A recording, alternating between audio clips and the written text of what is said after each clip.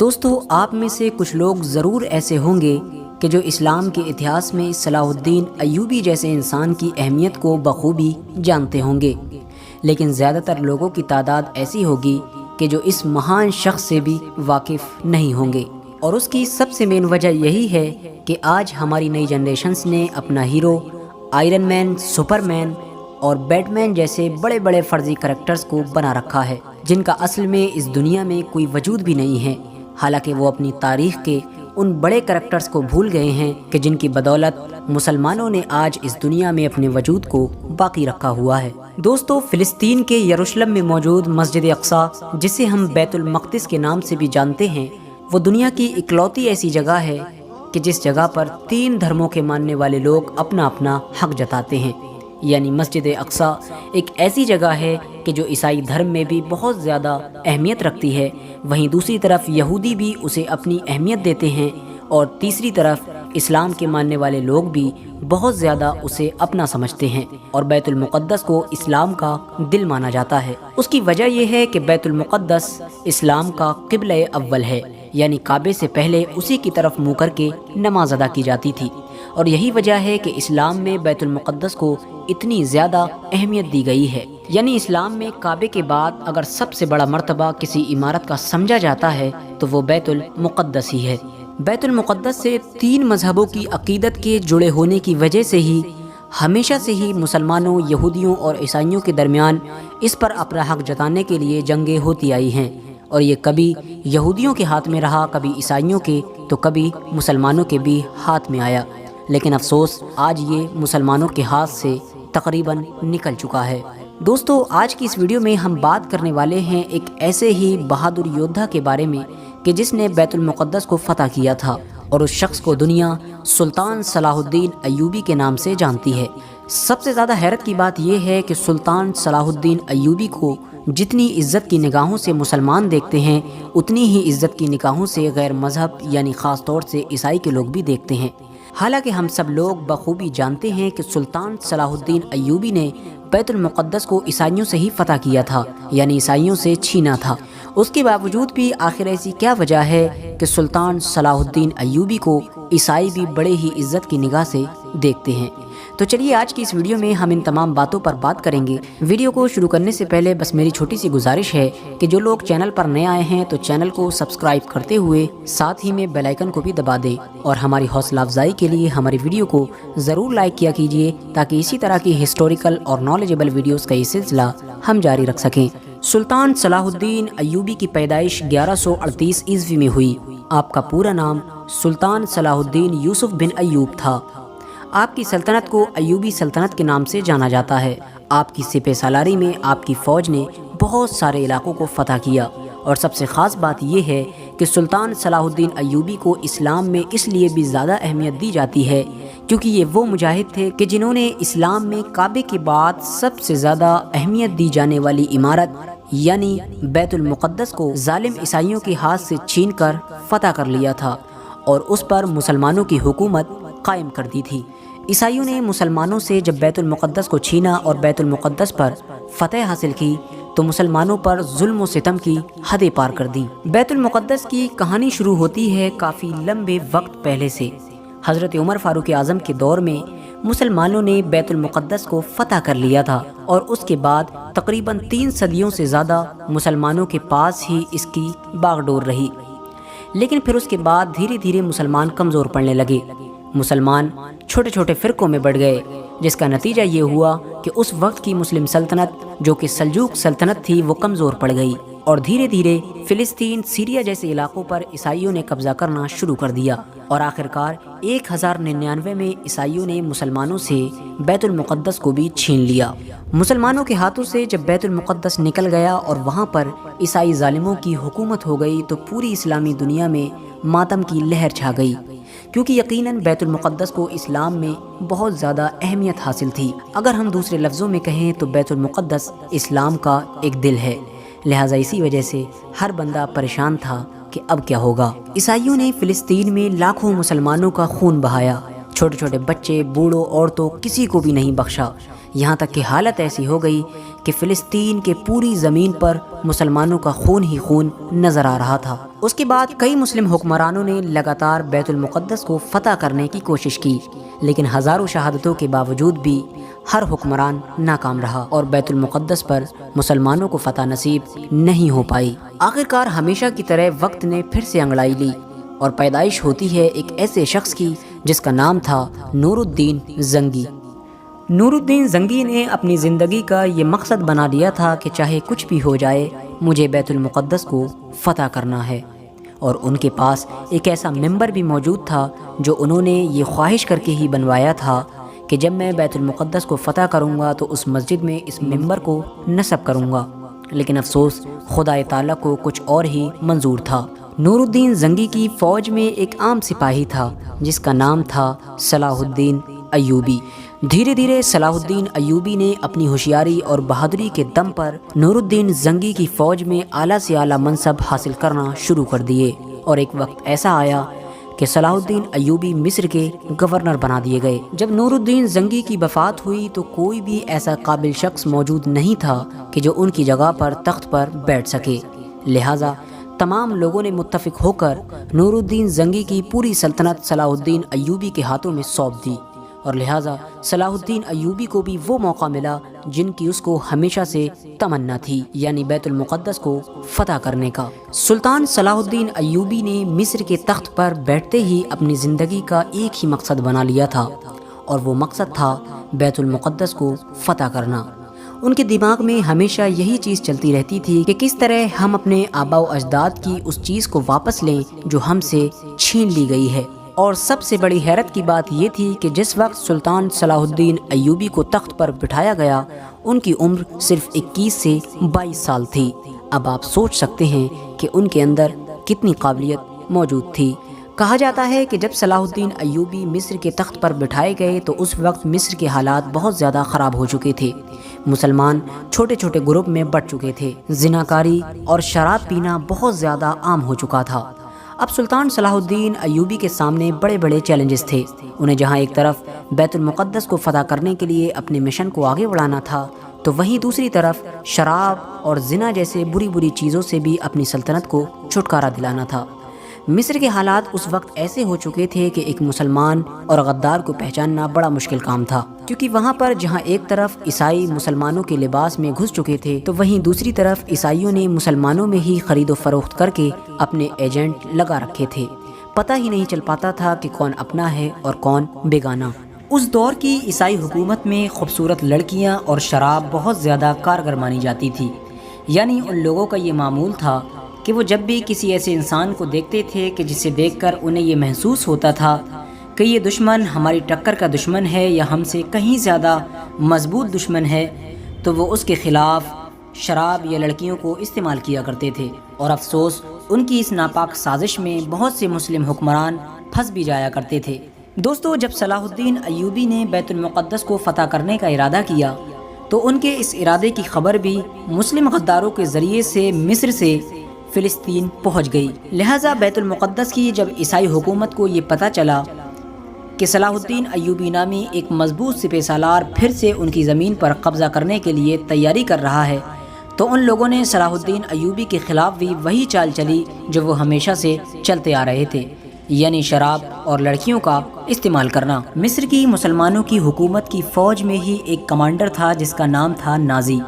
یہ دیکھنے میں تو بظاہر مسلمان تھا لیکن اندرونی طور پر پکا عیسائیوں کا ایجنٹ تھا۔ بیت المقدس کے عیسائیوں نے اس ایجنٹ کے ذریعے سے کئی بار یہ کوشش کی کہ صلاح الدین ایوبی کو شراب پلائی جائے، لہٰذا نازی نے اپنی طرف سے پوری کوشش کی کہ وہ صلاح الدین ایوبی کو شراب پلائے۔ کئی جگہ محفل میں اس نے پیشکش کی، لیکن صلاح الدین ایوبی نے اس کی اس چال کو اپنے سامنے ذرہ برابر بھی ٹکنے نہ دیا۔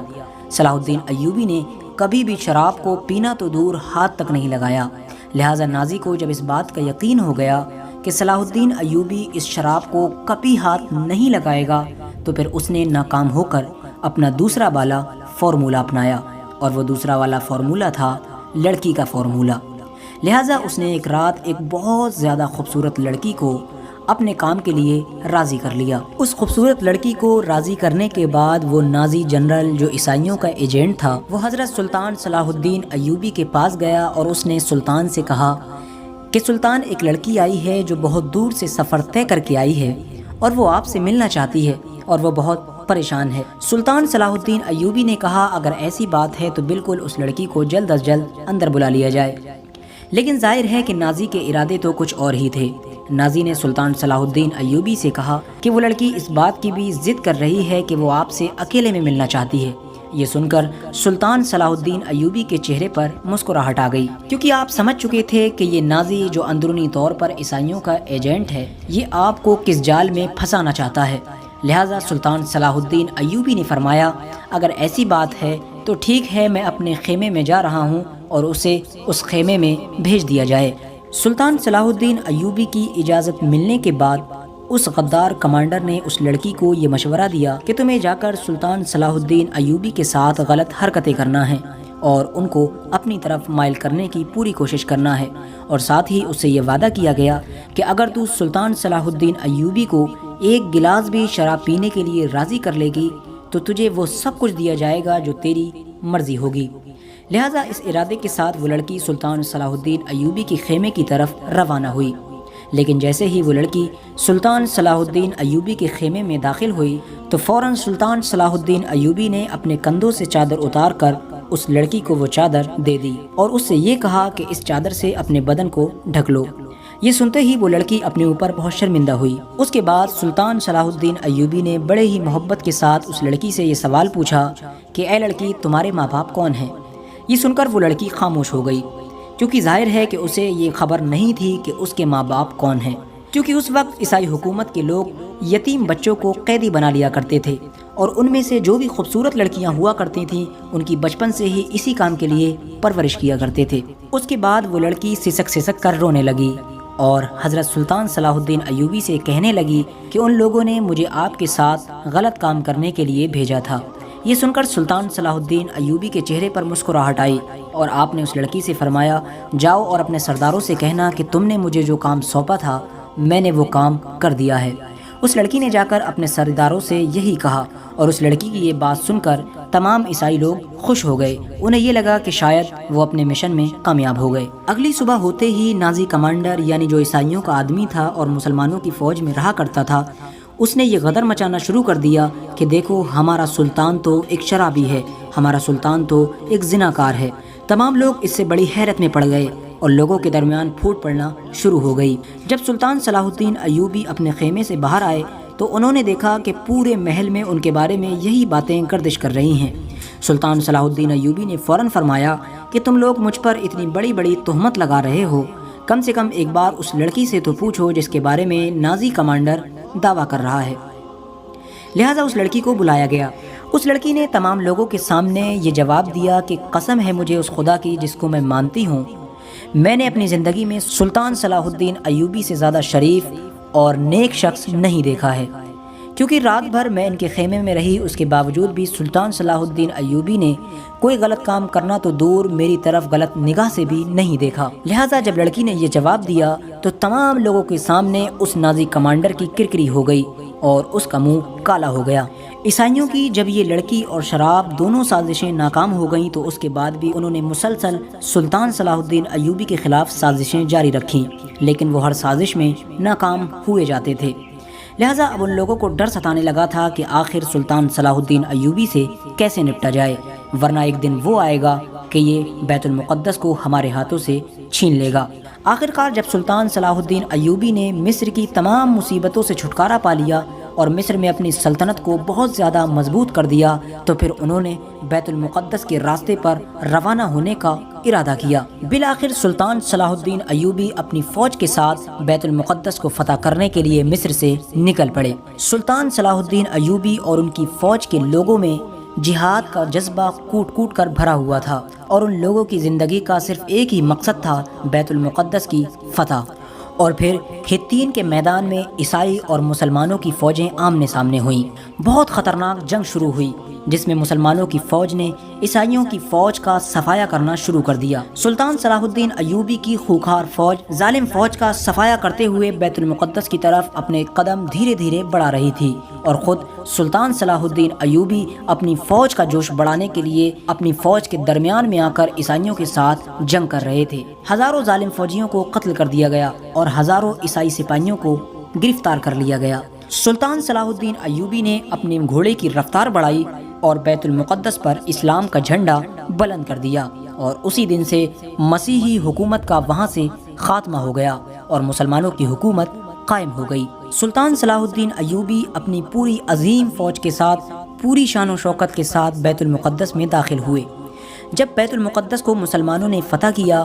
تو وہاں کے عیسائی لوگوں کو یہی امید تھی کہ شاید انہیں قتل کر دیا جائے گا، کیونکہ انہیں معلوم تھا کہ جب ہم لوگوں نے بیت المقدس کو فتح کیا تھا تو ہم نے مسلمانوں کا قتل عام کیا تھا۔ لیکن سلطان صلاح الدین ایوبی نے ویسا کچھ بھی نہیں کیا جیسا اس وقت کی عیسائی فوجوں نے مسلمانوں کے ساتھ کیا تھا۔ سلطان صلاح الدین ایوبی نے تمام عیسائیوں کو فدیہ لے کر وہاں رہنے کی اجازت دے دی، اور جو لوگ غریب تھے، فدیہ نہیں دے سکتے تھے، ان کا فدیہ خود سلطان صلاح الدین ایوبی اور ان کے بھائی نے ادا کیا۔ اس کے بعد سلطان صلاح الدین ایوبی نے نور الدین زنگی کا وہ ممبر بیت المقدس میں نصب کر دیا، جو ممبر نور الدین زنگی نے اس خواہش کے ساتھ بنوایا تھا کہ جب وہ بیت المقدس کو فتح کریں گے تو اس میں یہ ممبر رکھا جائے گا۔ لیکن دیکھیے خدا کو کیا منظور تھا کہ نور الدین زنگی کی خواہش سلطان صلاح الدین ایوبی نے پوری کی۔ بیت المقدس کی فتح کی خبر جب پوری دنیا میں ہوا کی طرح پھیل گئی کہ سلطان صلاح الدین ایوبی نام کے ایک انسان نے بیت المقدس کو فتح کر لیا ہے، تو تمام دوسری عیسائی حکومتوں میں تہلکہ مچ گیا۔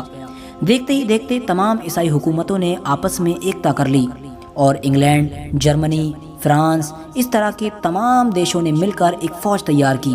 انگلینڈ کا بادشاہ رچرڈ اور فرانس کا بادشاہ فلپ اپنی فوجوں کو لے کر فلسطین کی طرف روانہ ہوئے۔ عیسائیوں کی اس پوری فوج کی تعداد تقریباً 6 لاکھ تھی۔ وہیں سلطان صلاح الدین ایوبی کی فوج کی تعداد کچھ ہزاروں میں ہی تھی،